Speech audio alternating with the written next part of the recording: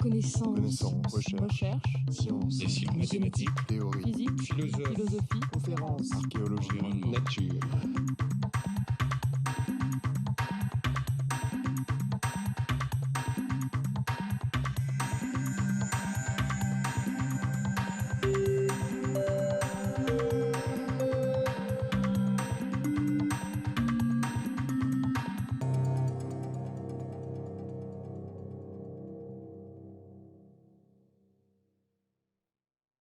Confortable.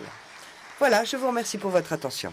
So first of all, Tout d'abord, je voudrais vous remercier, messieurs Stern et Genry, de m'avoir invité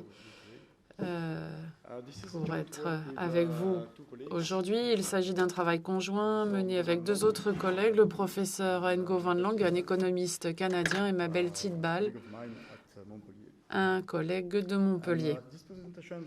Cet exposé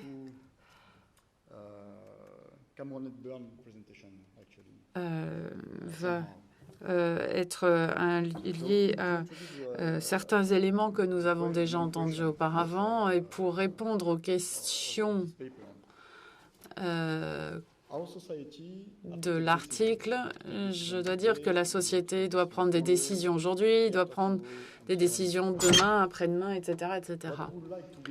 Mais ce que nous aimerions pouvoir faire dans ce contexte, qu'il s'agisse de changements climatiques, de dette ou quoi que ce soit d'autre, il s'agit de prendre des décisions à la fois efficaces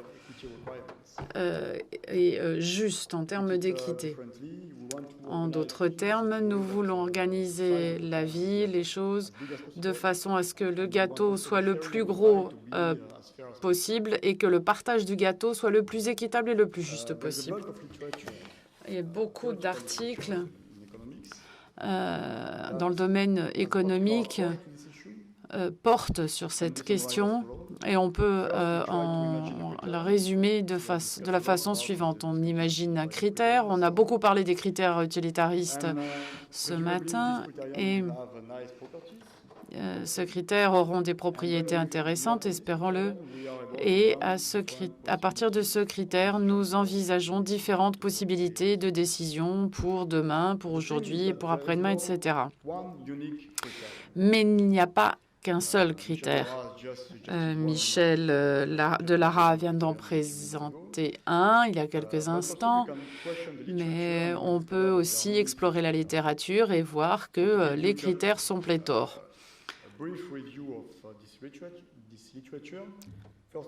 Alors, on ne peut éviter ce critère utilitariste actualisé dont le fondement axiomatique a été suggéré par Koopmans dans les années 60-70. Et puis, il y a la question du choix du critère d'actualisation. Lequel devrait-il être? L'hypothèse est qu'il serait de 0, mais cela soulève un certain nombre de problèmes dont je parlerai dans quelques instants. Mais quel que soit le taux d'actualisation, aussi bas soit-il, le point de vue de certaines générations, c'est que c'est la dictature du présent. Dans ce cadre, bien entendu, on peut alors aborder différentes variations avec des taux d'actualisation en baisse, le rôle de l'incertitude, des contraintes écologiques, etc. Autre critère envisageable, il s'agit du niveau d'utilité stationnaire et de l'optimiser. C'est ce que l'on appelle la règle d'or. La règle d'or verte, qui avait été appelée ainsi dans la littérature environnementaliste, c'est ce que certains appellent la dictature de l'avenir parce que l'on ignore la transition, la période de transition qui conduit à la stabilité. Ensuite, vous avez le critère Maximine, que l'on appelle le critère rawlsien. Aujourd'hui, on reconnaît qu'il faut l'appeler le critère Maximine parce que Rawls a rejeté ce critère comme le reflet de son point de vue sur l'égalité entre les générations. Parce que si l'on essaye de maximiser l'utilité des générations les plus pauvres, si l'on applique ce type de critères, la croissance est bloquée, en fait. Le dernier critère, je ne les ai pas exposés dans l'ordre chronologique ici, mais bien dans l'ordre dans lequel je vais les aborder. C'est un critère que l'on a si l'on a un taux d'actualisation à 0 qui a été proposé il y a de nombreuses années par Ramsey.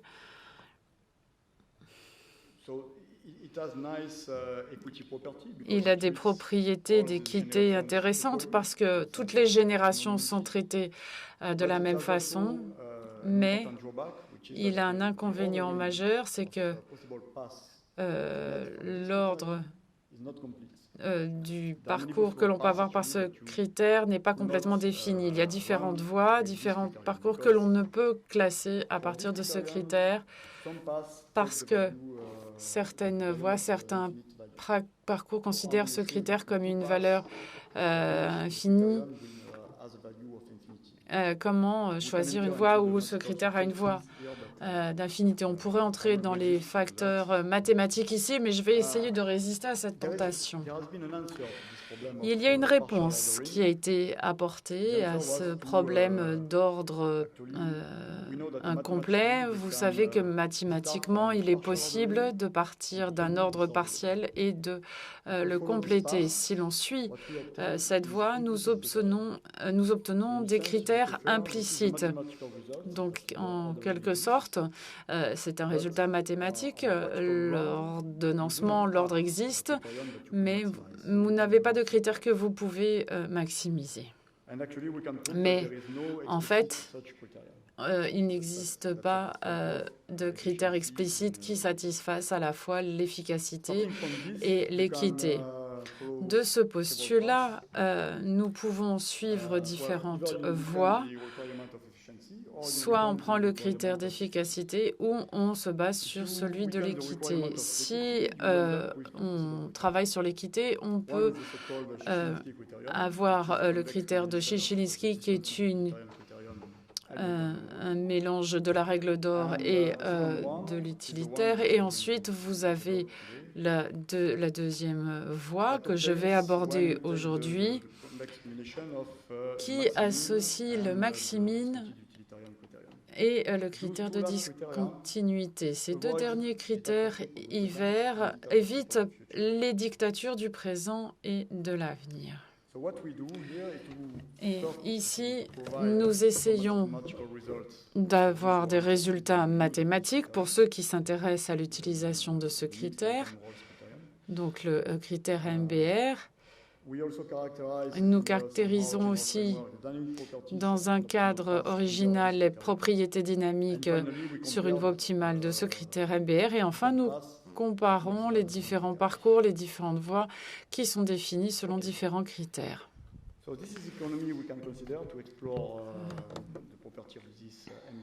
Donc, voici une voie d'étude de ce critère MBR. On a une ressource X, c'était dans la consommation par la génération T. Cette consommation donne à la génération T un certain niveau de vie. Appelons ça l'utilité, si vous le voulez, mais ce n'est pas obligatoire. Et pour toute voie admissible, le critère MBR va associer la valeur suivante. En expression numéro 2, vous avez cette association complexe entre le maximin et le critère de discontinuité maximine. Ceci est un peu technique.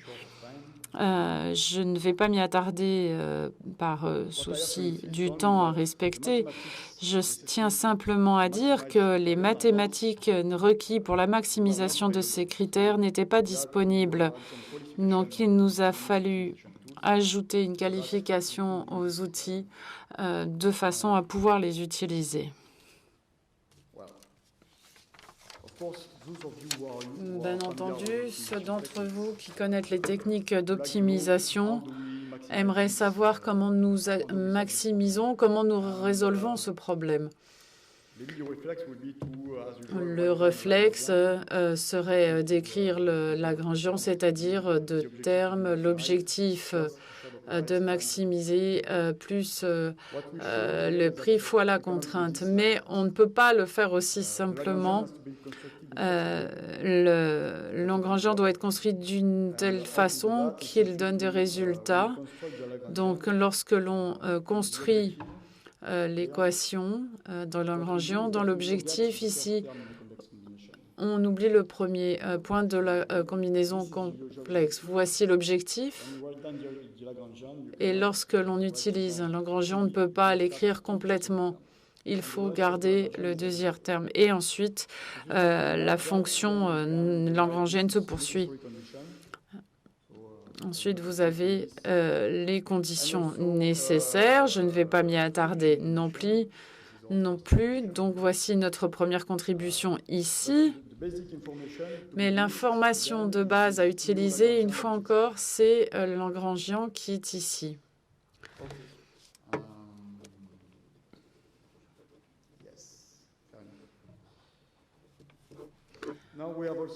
Nous avons également un résultat qui nous donne des indications sur la voie optimale selon ce critère. Le résultat est que cette voie serait monotone, c'est-à-dire que les flux de consommation et de stock vont soit augmenter, soit diminuer dans le temps.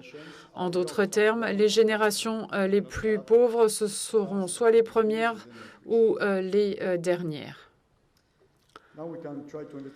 On peut ensuite étudier les implications par un exemple simple. Nous avons une fonction pour la transition et nous gardons notre fonction d'utilité. Dans ce contexte, si l'on décide d'opter pour le critère de Zielinski, il n'y a pas de solution. Je pourrais vous expliquer, mais ce serait trop long. La règle d'or est donnée pour cette équation tout d'abord pour le stock, puis pour la consommation. Si l'on utilise le critère utilitariste actualisé, on a une voie qui converge vers cette valeur pour le stock qui est inférieure à la règle d'or verte ou écologique. Et si vous commencez, et l'économie commence avec un niveau initial inférieur à la règle d'or modifiée, la consommation sera zéro jusqu'à ce que l'état stable soit atteint. Maintenant, si l'on applique le maximine et que l'on commence avec un point de départ supérieur à la règle d'or, l'économie va arriver. Excusez-moi, on aura une consommation constante qui ramène les stocks au niveau de la règle d'or. Si l'on est en deçà de la règle d'or, eh bien la solution consiste à porter le stock à ce niveau avec ce niveau-ci de consommation. Donc, on doit se retrouver avec ce type de situation. Maintenant, pour le critère MBR, c'est un petit peu plus compliqué. Cela dépend si le point de départ de l'économie est riche ou pauvre. Si l'économie est riche au départ, il y a deux possibilités. Non, je ne vais pas m'attarder à celle-ci. C'est pas tellement intéressant. Je vais plutôt commencer par un point de départ où l'économie est pauvre, c'est-à-dire inférieure à la règle d'or modifiée. Eh bien, la voie optimale repose sur deux éléments. Tout d'abord, un décollage pour atteindre la règle d'or dans un temps fini. Au cours de ce décollage, la consommation n'est pas à zéro, contrairement à la consommation dans la voie du critère utilitariste de consommation. Alors, si l'on compare la règle d'or avec le MBR, la règle d'or ne se porte pas sur la génération la moins avantagée. C'est une règle qui ignore la transition. Si l'on se focalise sur les générations les plus pauvres, eh bien, la règle d'or ne marchera pas. Si l'on compare le critère utilitariste discontinu avec le critère MBR, comme je l'ai dit auparavant, au cours de la phase de décollage, la consommation n'est pas à zéro avec le critère MBR. En d'autres termes, ce gâteau intertemporel est redistribué avec ce critère depuis les générations distantes finies vers les générations plus pauvres. Mais la distance est assez importante. Enfin, si l'on compare le critère Maximine au critère MBR, comme je l'ai dit auparavant, avec le Maximine, si on démarre à un niveau pauvre, on reste pauvre tout le temps, ce qui n'est pas le cas avec le critère MBR, puisque vous avez une phase de décollage. Conclusion, si vous me le permettez, Monsieur le Président. Si l'on revient à Rawls, il y a des différences entre son point de vue de l'équité et ce que je vous ai présenté ici pour différentes raisons, parce que Rawls ne s'en est pas uniquement tenu à la doctrine utilitariste, parce qu'il ne se centre pas forcément sur l'approche conséquentialiste, mais il y a un point commun entre son point de vue de l'équité et la tendance que l'on a vue avec le critère MBR. Il s'agit de ces deux phases de développement de l'économie. On commence jusqu'à ce qu'il y ait un seuil. Et maintenant, il faudra que j'avance une conjecture, parce qu'ici, on est là aussi pour parler de taux d'intérêt. L'hypothèse, c'est qu'il existe des taux d'intérêt qui vont dépendre de l'état du système et qui pourraient s'appliquer pour construire le critère utilitariste actualisé. Eh bien, on pourrait avoir la même courbe de développement. C'est ce que nous imaginons. Je vous remercie de votre attention. Thank you, Henri. This talk is about the issues of uncertainty Je vais vous parler de l'incertitude et des